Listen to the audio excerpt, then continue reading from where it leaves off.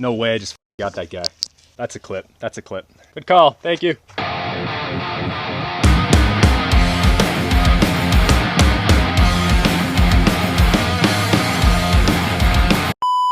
Ladies and gentlemen, my name is Admin Airsoft. Welcome back to the channel. Today we're going to be talking about the Specna Arms SA-S11 sniper rifle. Now I'll be honest, I am new to the world of bolt action sniper rifles.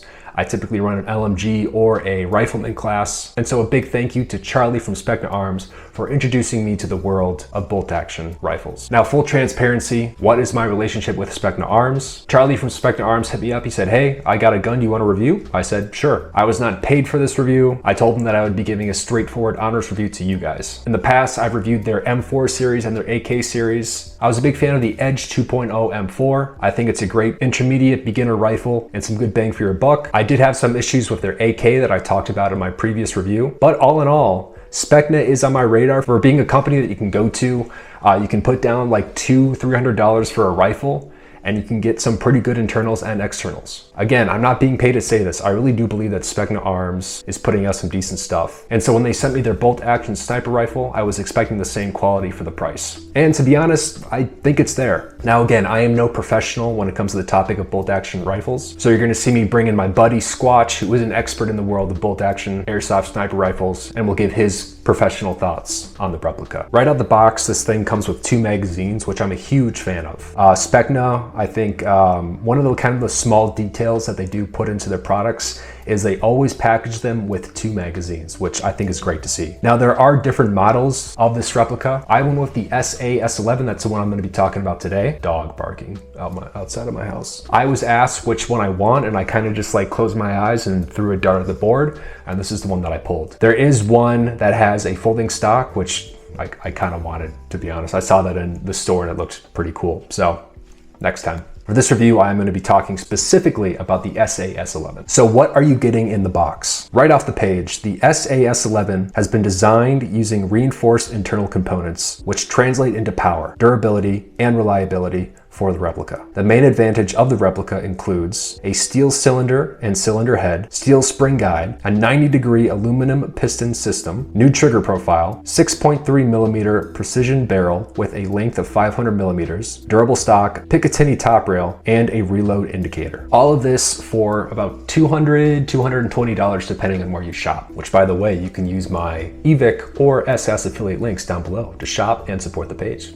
Check them out. So right off the bat, go to the field, use this gun for the first time. I'm using 3 2s and it's clocking in around 2 joules. I was able to get some decent range, and my local field capped me at, I think it was like a 50-foot minimum engagement distance. So bring a sidearm if you're gonna use this. Now I also want to point out that in the box there is a low power spring. I have yet to use that. I would imagine it might be shooting at like 1.5, maybe like a rifleman class. Don't quote me on that. I still need to check that out. I have not had time to do that as of this review. One thing I do want to point out that I was a little surprised about is in the past when I've tried, I guess some older bolt action guns, the triggers have been very mushy. That's not the case on this replica. Specna, I think, uses that flat trigger in all of their replicas. And so I was super surprised. Here, let me grab it actually. So I was very surprised. Load her up here. Because we have a nice flat, we have a nice flat trigger with a very crisp, very snappy trigger. I was very impressed by that. I will say the one thing that I feel like out the box that you should do is lube up that bolt a little bit. It comes stock with a little bit of lube, but the chambering process could have been a little bit smoother in my opinion if it had some aftermarket lube that you put on. I was impressed by the 2 magazines that came with it as well.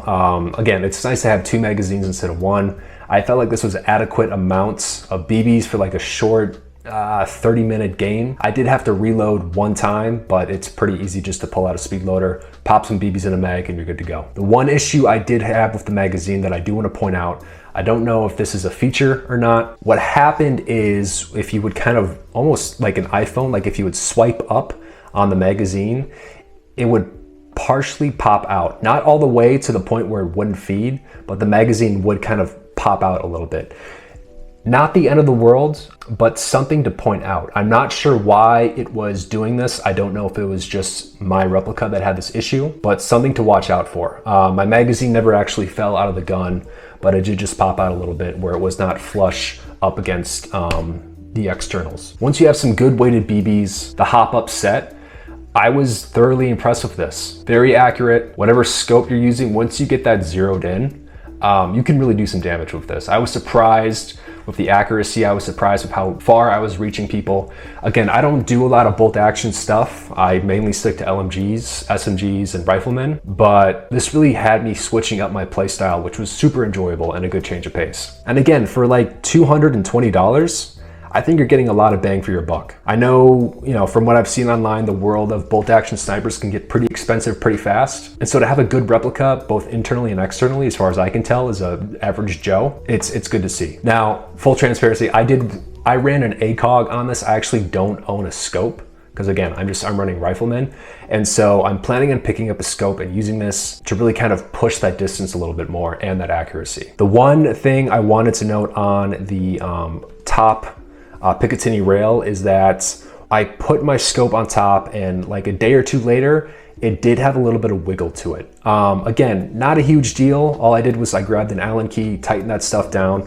It was good to go after that. Again, not quite sure if it was just my replica that had this issue. Something very small to keep your eye on if you decide to pick one of these up. So again, I'm kind of an average Joe. I don't know a whole lot about the world of bolt actions. I was impressed with the gun. Again, for $200, $230, depending on where you're shopping, I do think you're getting a lot of bang for your buck. Specna Arms is known for having good quality internals and externals for a reasonable price. I enlisted the help of Squatch, my buddy, who's big in the world of ghillie suits and sniper rifles and all that stuff. And he's gonna kind of give his 2 cents on the rifle to give you guys a more in-depth look.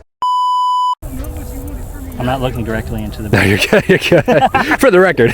For the record, I'm not looking directly into the inner barrel. iPro, where's your iPro? I did say in my review, the pull on it was like, I kind of recommended to lube it up because it does get a little, So it's not. bolt pulls, especially with the way, it was quiet too. That was one thing that I was really impressed, but it shoots 2 joules. So if we can get this up to 3 joules with a heavier spring, then I'd like to see really how it performs there. Yeah. Right out of the box, it feels good. The plastic feels good. And it's not super heavy. Yeah, I was surprised of how light it was. They do have the model where it's not like the, it's like the skinnier one. Yeah. I don't know what you would call it. It's so light, dude. I saw the VSRs up. Yeah, they're in the those shops. Felt good. Yeah, those did feel, yeah, I was a fan of that. Good, I like those. Yeah. Yeah. No, I like the really flat blade. It feels good on the trigger pull. Yep. They do that on their. It's got a little bit of right before the break, but for being stock, so like do it from this side. But like right here, you got a little bit of a movement there, and then you have a break, which is nice because if you used it for a little bit, you'll know where that wall is. Yes. And you'll hold it there. Yeah. And then it breaks. So it's feels pretty good. Mm-hmm. I wish it was a little smoother right before that wall. A little bit smoother. Gotcha. But the only, I mean, you're not going to really get that a whole lot with the stock gun. You're going to get that with like upgraded trigger units and whatnot. Yeah. Like the VSR that I built with the Springer Customs. That. Whew. Do you have a speed loader? Because I don't. Yeah, I got one. But it only has 4/8. Oh, that's fine. So, yeah. Run whatever you want. Comes with 2 mags too. Not compatible. Nice. Well, that's good. Yeah. Not compatible with the. It's not going to be compatible with the Scout. They're very different mags. Okay. But I like the feel of it. It's hefty, but it's not like, it doesn't feel cheap. Yeah. And that spring to pop it out is, I mean, that's just, that's nice. I mean, that's like a fidget toy. Yeah, exactly. I mean, it makes for quick reload. I mean, if you have it set up to like that where you want quick reload. But if you're trying to be quiet, that can be a little loud. Okay. But if you're not trying to be quiet, you're just playing urban. Yeah. I know some people like to be quiet whenever they. Yeah. If you're doing the slow and steady game, I mean, you can get it to come pretty quiet. Yeah, there you go. You can do it pretty quiet. If you're if you slow it down a little bit. Okay. All right. You just got to hold it there and let it come out. Yeah. And then the nice thing is that it doesn't catch up when you do that. Doesn't like snag on anything. No. So like if I hold my hand here and I pull it and I slowly drop my hand, it doesn't catch up on anything, which is nice. Because like my SRS that I have, to find that sometimes a pain because it's the bullpup design. Oh, sure. To find the button, and then I have to sometimes pull it out. Gotcha. Yeah, I want to do some range tests with it. Sure. Adjust that hop up. Go back over to there for this game. We'll adjust the hop up and see how it performs with. See if I can dial my scope in. Yeah, for sure.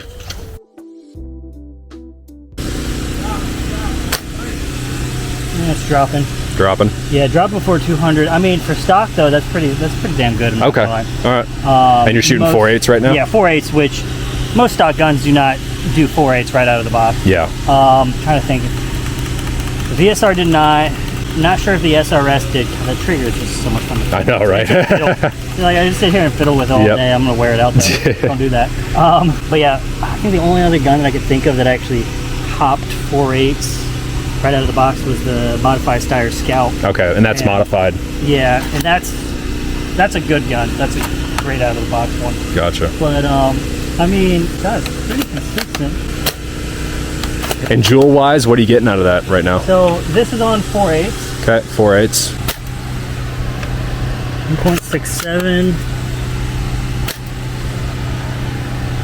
1.68. I mean, 0.03 jewel. That's pretty good. I mean, deviation. Yeah. That's pretty consistent. 1.69. Yeah, I think heavier spring, and then you'd have to get into the internals of it. Yeah. To see what kind of bucking and everything would be compatible. As far it is stock, it exceeds my expectations for a stock gun. I haven't shot many stock guns because I usually am upgrading them right out of the gate. Right. Because just getting a stock gun is almost irrelevant when it comes to sniping, because you want to be able to hit 100 feet plus. Yeah. You want to be able to hit consistently 200 feet. With 3 2s in there, it could probably get to 4. It could probably hop up 4s. It didn't seem like it wanted to hop 4.8s. 4.8s. Okay, that's too high for it. It seems like that might be too high. I could fiddle with the hop up unit and maybe get it to that point, but the amount of pressure that you're putting on the BB might lower your joules. Okay. As far as how it performs stock, shot consistency for a stock gun is quite impressive. And then when you up it with the BB weight, then you're going to get even more shot consistency, because it's not going to vary with the wind and everything. It didn't do what a few stock guns that I shot do, which I was impressed with, which was when you shoot it, the BB will just arch off to one side real quick, and left or right, or up, or it'd go all over the place. This is pretty straight for the most part. When you adjust the hop up, it's pretty reliable as to where it was going to go. Okay. So if I adjust the hop up to drop off at, say, the bleachers over there, every time it was dropping off over there. That's impressive. Okay. Which, you know, isn't a huge range, but at the same time, that's consistency. It's consistent, yeah. And sniping, I mean, yeah, it's great to hit those 300-foot shots that people brag about, but you're not going to do that a whole lot. I mean, there's not many fields that have 300 feet of open range, and then the amount of deviation that comes into play, like 150 to 200 feet, that's going to be where you're going to want to be. Okay, well, good to know. And then what were you saying about the hop up? Yes, the hop up unit. This would be my only 2 gripes would be the weight, one, but it's confusing because I like the weight because of how beefy and sturdy. Yeah, right. It is sturdy. But after one in the Florida heat, so take the Florida heat apart. Yeah. Florida heat away, like you won't want to run this in the Florida heat because just running around in this heat with something that heavy is not going to be fun. Yeah. I like the length of it. It's a little long for my personal taste, but there's advantages having a long gun, especially if you put a suppressor on the end of it. Because if you're playing as a ghillie or anybody in a bush, you can actually poke it through the bush, hide behind the bush, clear that bush, and you can clear it, and you won't have to worry about it affecting your shots at all. Okay. And you can stay concealed that way. But yeah, with the hop up unit, with the hop up here, I like the fact that it is a screw, so it's similar to a TDC style. It is right in there. Getting it in there, kind of a pain, especially if you're wearing it. Goggles, one like mine are camouflage, so they're a little blurry, but getting it in there, like an Allen key like this, won't necessarily, I mean, it fits in there, but, oh, did I get it? It's kind of finicky, and I can't really feel if I'm adjusting it or not. So I don't think I'm actually in it. Okay. Oh, You're good. Surprise mini Dom cameo review in the Specna Arms review.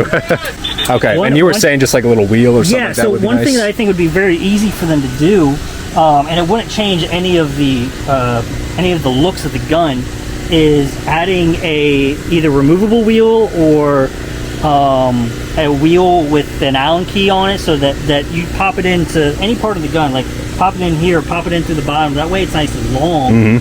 And maybe there's a cap right here that you can pull out, take the screw out, you can adjust it, put it back in. Gotcha. Really easy.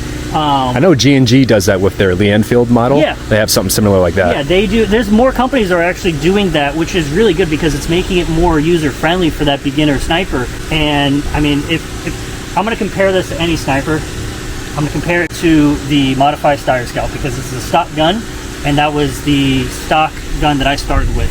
And that thing is S tier. S tier. Okay. This one, as it is, I would probably put it in a B plus. I think to push it up to the B, to the A class, that little easy to adjust aspect to it would be amazing. The Steyr Scout had a TDC built into its stock, which isn't that expensive to do. You just put it right down there, and then you just adjust it with an Allen key, and it's super easy, very fine on the adjustment, and that was one of the things that I really loved about that. Now, of course, the price comes into factor, because this is like a $200 plus-ish gun. The Scout is a $400 gun, so you get a lot of extra with that. Okay. So as far as their build, though, the quality of this is very, very comparable to that gun. For half the price. Have a and it's half the price. Like, that's very impressive that you didn't get some cheap knockoff SEMA stock. Right. SEMA's a great gun, but it's $120. Right, exactly. Sniper. You're getting it for the upgradability, going with that route. What do you think is a good base to kind of build off of for the? Okay. Great base. It definitely hits that niche of the look. I mean, the ergonomics of it. It was a comfortable gun. Yeah, it was nice to use. In the hand, like you saw me earlier, I was just playing with the trigger. Like, that's fun. I don't know why it's so fun. It's that flat trigger. The flat trigger, the grooves on the trigger pull is fun. And for the bolt pull too, I was very impressed. A lot of guns, a lot of snipers, when you pull them, you want to pull close to the cylinder, because if you're not pulling close to the cylinder, it's actually twisting. You can see that there's a little twist to this, and all snipers will have that, because there's a guide rod in there holding the spring forward. Okay. And the sear locks the piston back, and then you push it forward. Very, very smooth, considering it's stock. Yeah. Very impressive, because I can't tell you how many times I've toyed with stock guns that had really rough trigger pulls, or bolt pulls, sorry. Very nice trigger pull, very nice bolt pull. You know, you lube that up a little bit. I was going to say, because I said you just throw a little bit of lube on that, and you'll be good to go. Lube on that, that's going to be even crisper. I like that it shows you the loaded aspect to this. Yes, that was a nice aspect too. That's nice, because, you know, sometimes you're going back and you're just like, oh, I don't know if my gun's loaded. Oh, yeah, it is. Let me unload it. You're getting a quality mag and a quality gun for $200. So I mean, it's impressive. All right. For what you're paying, I am impressed. Good. All right. Well, I appreciate the insights. Squatch, you want to shout out your socials at all, or a YouTube page? I mean, Squatch Airsoft. I don't really do YouTube anymore. I got tired of editing. It's a lot. I'm going to be editing this after. Yeah, I couldn't imagine doing that. Yeah. But yeah, I mean, you get to check out my stuff on Squatch Airsoft is my YouTube and my Instagram. I don't post a whole lot on there, but you know, I'm trying to do more and more. Hell yeah, dude. All right, well, that will be down below in the description for the people who are watching Squatch. Thank you for the insight. Guys, that is the Specna Arms SA-S11 review. I hope that you enjoyed it. I hope that you learned something new. I'm not being paid to say this. Again, I was just sent this gun to review. Specna is known for putting out good quality replicas for a decent price, and I do think that they have done it again with their Edge sniper rifle series. Again, there are multiple models on the market. Pick whatever one tickles your fancy, if you will. I hope that you enjoyed the video. If you did, feel free to like, comment, and subscribe. That helps out a ton. I have some links down below, an EVIC affiliate link and an SS Airsoft affiliate link if you want to support the page in a pretty easy way next time you shop there. Use my codes at Blue Mag Airsoft, Scum Customs, and SS Airsoft to save some money and support our partners PTS. Guys, thank you so much for watching, and I'll see you on the field.